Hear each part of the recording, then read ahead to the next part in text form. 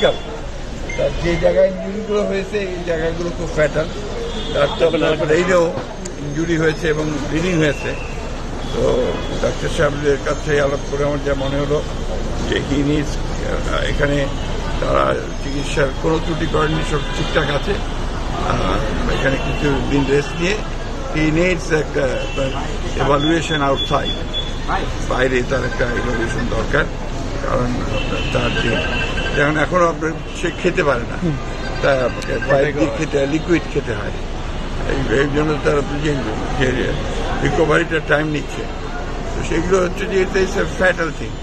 আমার কাছে যেটা সবচেয়ে খারাপ রেখেছে যে যারাই আঘাতটা করেছিল কিন্তু তাকে হত্যার উদ্দেশ্যে, এটা খুব পরিষ্কার, কারণ ফ্যাটাল একদম।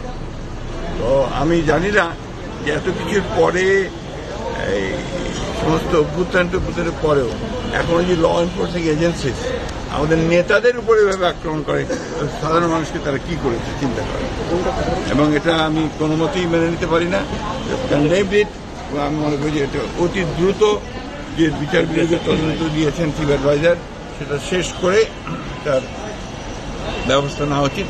আর নুরুর যেন আপনার বাইরে চিকিৎসার ব্যবস্থা করা হয় সরকারের প্রতি, আমি ইভালুয়েশন জন্য আমি সরকারের প্রতি আহ্বান জানাবো। Thank you sir.